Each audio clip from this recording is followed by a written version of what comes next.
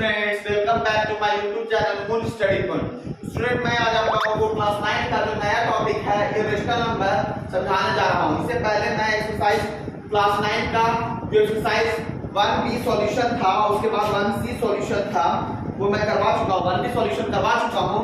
आज मैं क्लास 9 का इरेशनल नंबर उसके बाद का टॉपिक है, उसे करवाने जा रहा हूं। स्टूडेंट्स, वीडियो अंत तक बने रहिएगा और कमेंट, शेयर, लाइक, सब्सक्राइब करना ना भूलिएगा। स्टूडेंट्स, क्लास 9 का जो नया टॉपिक है इरेशनल नंबर।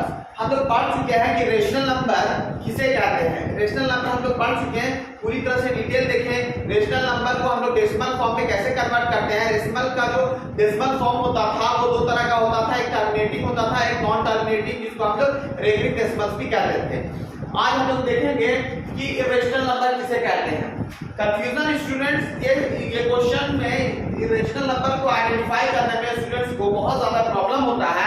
क्यों? क्योंकि ये p/q के फॉर्म में नहीं रहता है। इस वजह से स्टूडेंट्स ये जनरली हर स्टूडेंट को प्रॉब्लम रहता है। तो इसको अच्छे से देखिएगा, समझने की कोशिश कीजिएगा कि एक्चुअली में इरेशनल नंबर होता क्या है। इरेशनल नंबर का यहाँ पर डेफिनेशन देखिएगा कि number which can neither be expressed as terminating decimal nor as repeating decimal. हम लोग देखें कि टर्मिनेटिंग डेसिमल किसको कहते थे। अगर किसी भी रेशनल नंबर को मान लिया जाए कि 2/5 रेशनल नंबर है, इसको अगर हम लोग कन्वर्ट करते थे इरेशनल नंबर में डेसिमल फॉर्म में, तो ये जाके के टर्मिनेट हो जाता था और कोई ना कोई वैल्यू एज फॉर एग्जांपल देता था। मान लिया जाए कि कोई वैल्यू आया 0.5 या फिर 25, तो यहाँ पर डेसिमल के बाद वैल्यू टर्मिनेट कर जाता था, फाइनाइट नंबर ऑफ डिजिट के बाद स्टॉप हो जाता था, तो वो टर्मिनेटिंग डेसिमल कहलाता था। लेकिन हम लोग देखे थे दूसरा डेसिमल फॉर्म में, जिसको रेकरिंग डेसिमल्स भी कहते हैं, तो क्या होता है कि मान लीजिए 0.256, ये 6 जो है बार बार रिपीट कर रहा है, तो इसके ऊपर हम क्या कहते थे, रेकरिंग चढ़ा देते थे। तो इस वजह से हम उसको क्या कहते थे, रेकरिंग डेसिमल कहते थे। और रेकरिंग डेसिमल जब ऐसे दिया होता तो उसको p/q के फॉर्म में कन्वर्ट करना सीख लिए थे। आज हम लोग देखेंगे क्या इरेशनल नंबर। तो वही कह रहा है कि जो ना ही एक टर्मिनेट हो जाए और ना ही रिपीटिंग डेसिमल रहे, ना ही ऐसे रहे और ना ही इस फॉर्म में रहे, तो वो इरेशनल नंबर रहता है। तो कौन सा नंबर होता है, किस टाइप का नंबर होता है, क्या ऐसा नंबर सच में होता भी है? तो हाँ, होता है दोस्तों। स्टूडेंट्स, अब देखिएगा कि यहाँ पर हमने लिखा है एग्जांपल के तौर पर। आज फॉर एग्जांपल आप देखिएगा 0.02 002 00002 4 टाइम्स 02, तो दीज आर द नंबर। देखिएगा कि ना ही रिपीट हो रहा है और ना ही क्या हो रहा है, टर्मिनेट हो रहा है। यहाँ पर देखिए कि 00 जो है बार बार हर जगह पे बढ़ते जा रहा है, इंक्रीज होते जा रहा है। और इसी तरह से एंड सो आप देखते जाइएगा कि ये कभी भी क्या होगा, स्टॉप नहीं होगा। और इसके ऊपर हम लोग रेकरिंग भी नहीं चढ़ा सकते हैं, इसलिए नहीं चढ़ा सकते हैं कि अगर वही नंबर रिपीट होते जाता बार बार, तो हम लोग कहते कि वो रेकरिंग डेसिमल है। लेकिन यहाँ क्या हो रहा है कि नंबर ऑफ टाइम्स 0 जो है बार बार इंक्रीज हो जा रहा है, रिपीट नहीं कर रहा है, तो हम लोग कहेंगे कि ये क्या है, रेकरिंग इरेशनल नंबर है। उसी तरह से यहाँ पर देखिएगा 0.01 001 1 00001 4 टाइम्स 01 एंड सो ऑन। यहाँ पर 0.54 554 555 4 55555। यहाँ पर ये सब क्या है, वो ये सब देख रहे हैं कि इरेशनल नंबर का definition. As for example definition के तौर पर ये एग्जांपल आप लिख सकते हैं। अब कोई भी नॉन परफेक्ट स्क्वायर जो परफेक्ट स्क्वायर ना हो, एज फॉर एग्जांपल अगर आप 4 लिखते हैं तो ये परफेक्ट स्क्वायर है जिसका वैल्यू 2 होगा। इसका वैल्यू क्या हम जानते हैं कि स्क्वायर रूट ऑफ 4 कितना होता है, 2 होता है। लेकिन नॉन परफेक्ट स्क्वायर अगर हम लोग लिखते हैं, मान लीजिए कि 8 लिखे हैं, तो 8 क्या होगा स्टूडेंट, 8 जो होगा वो आपका रेशनल नंबर होगा। क्योंकि सॉरी 8 रेशनल नंबर नहीं होगा। यहाँ पर आप लिखिएगा जैसे कि 2 लिख दीजिएगा, √3 लिखिएगा, फॉर एग्जांपल √2 √3 √5 √7। इसका वैल्यू अगर आप सॉल्व करिएगा, स्क्वायर रूट निकालिएगा, तो देखिएगा कि ये पॉइंट क्या होगा कि आपको डेसिमल्स मतलब इनफाइनाइट नंबर ऑफ टाइम्स तक ये डेसिमल रिपीट करते जा रहा। तो ये सब कहेंगे कि वो नॉन परफेक्ट स्क्वायर का जो भी नंबर होगा वो क्या कहलाएगा, वो सब इरेशनल नंबर कहलाएगा। उसके बाद देखिएगा नॉन परफेक्ट क्यूब, जो भी परफेक्ट क्यूब हम लोग यही करते थे, जैसे कि 8 का क्यूब निकालिएगा तो यहाँ पर क्यूब रूट 8 लिखिएगा, तो यहाँ क्या लिखते थे 2 × 2 × 2 लिख करके यहाँ पर क्यूब रूट निकालते थे। तो क्यूब रूट निकालने के बाद क्या देते थे कि 3 का पेयर निकलता था बाहर, तो क्यूब रूट ऑफ 8 कितना होता था 2, 2 का क्यूब रूट कितना होता है sorry 8 root of cube root of 8 कितना होता था 2, मतलब दैट मींस 2 का क्यूब 8 होता है। उसी तरह से आप देखिएगा कि वैसा नॉन परफेक्ट क्यूब जो क्यूब परफेक्ट नहीं हो, जैसे कि क्या लिख सकते हैं आप 60 लिख सकते हैं, 60 किसी का परफेक्ट क्यूब नहीं है, 4 का स्क्वायर होता है, 4 का स्क्वायर होता है 60।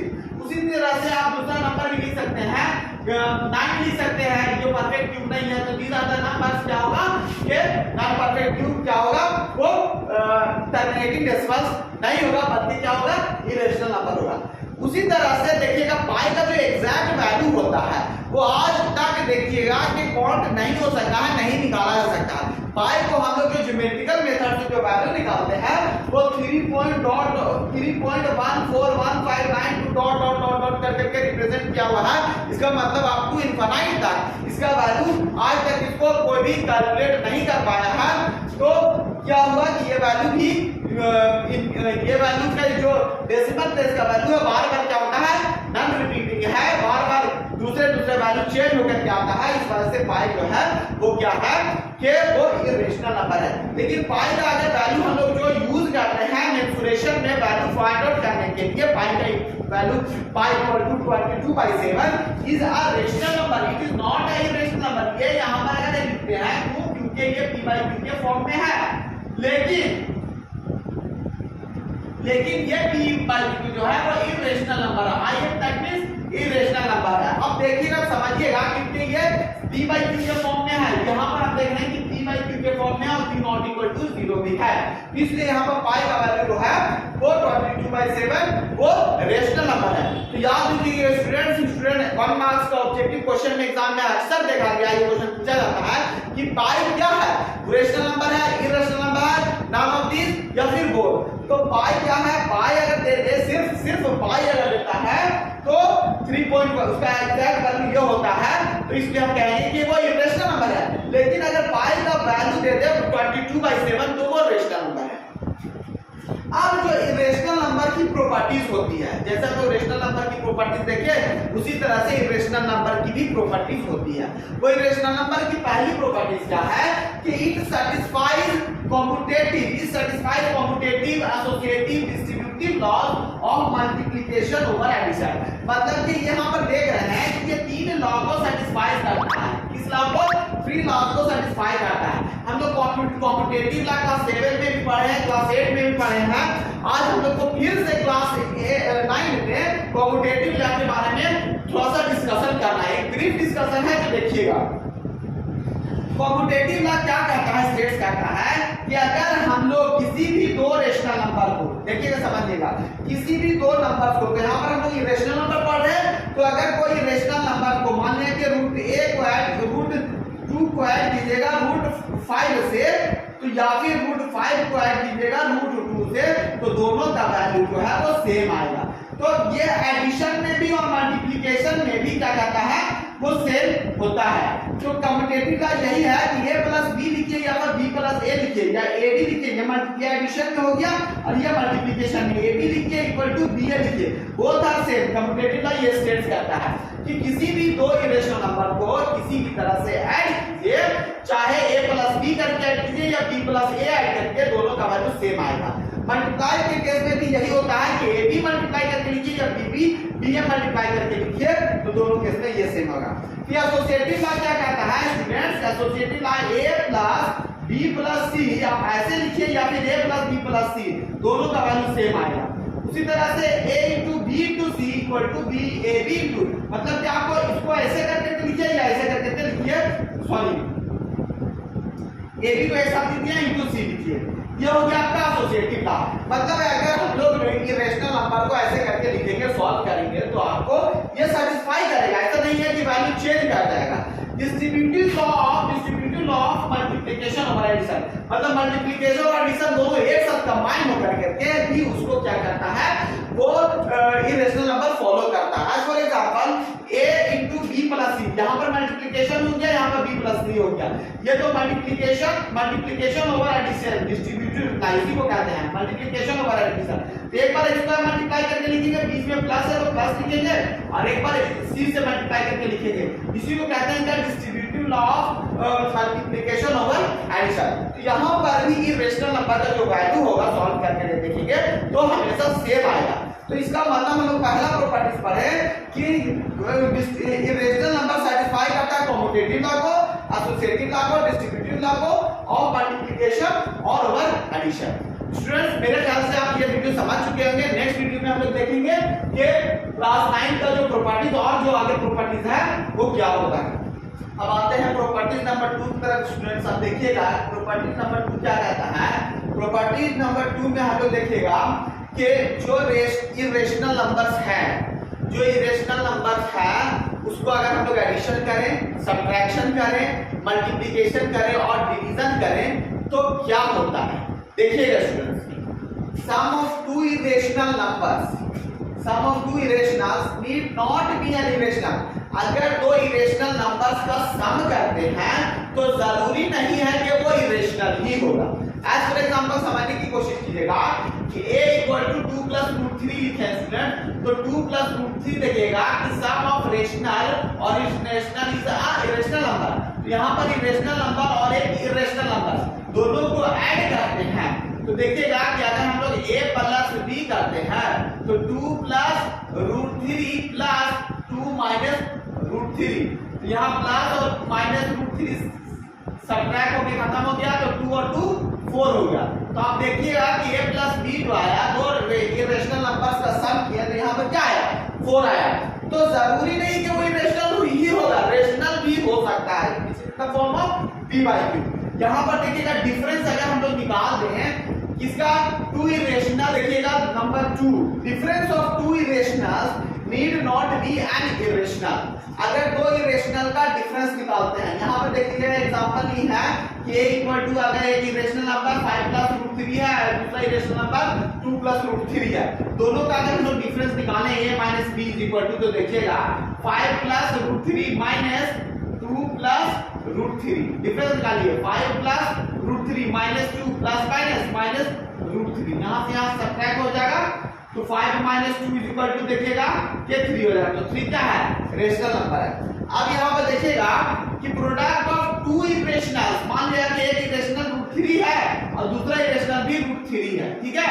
दो इरेशनल नंबर को अगर हम लोग दोनों प्रोडक्ट करते हैं मतलब मल्टीप्लाई करते हैं तो रूट 3 मिलकर के क्या होता है, 3। मतलब हम जानते हैं कि रूट a को रूट a से मल्टीप्लाई करेंगे तो क्या होगा, a होगा। तो रूट 3 को रूट 3 से मतलब एक इरेशनल नंबर को एक इरेशनल नंबर से मल्टीप्लाई करेंगे तो क्या होगा, रेशनल नंबर भी होगा। यहाँ पर देखिएगा कि quotient of two irrational number, मान लिया कि टू इरेशनल नंबर का क्वोशिएंट 2 रूट 3 एक इरेशनल नंबर है, एक रूट 3 है, दोनों को अगर हम डिवाइड करते हैं तो क्या होता है 2, जो कि एक रेशनल नंबर है, जो कि रेशनल नंबर है। यहाँ पर हम समझ चुके हैं कि रेशनल प्रॉपर्टीज नंबर 2 में क्या कहता है कि किसी भी रेशनल नंबर का सम निकालते हैं तो भी रेशनल नंबर हो सकता है, इरेशनल भी हो सकता है, जरूरी नहीं है। डिफरेंस निकालते हैं तो भी रेशनल और इरेशनल हो सकता है, प्रोडक्ट भी निकालेंगे तो भी रेशनल आ रहा है, रेशनल और इरेशनल, जरूरी नहीं है कि इरेशनल ही हो, रेशनल और इरेशनल हो सकता है। तो सारा प्रॉपर्टीज आप समझ चुके होंगे। अब आते हैं प्रॉपर्टीज नंबर 3 की तरफ। प्रॉपर्टीज नंबर 3 में पहला क्या कहता है स्टूडेंट्स, देखिएगा कि sum of a rational and an irrational is irrational.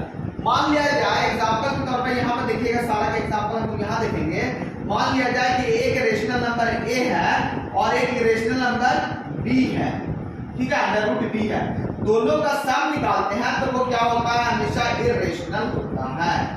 क्या होता है, इरेशनल।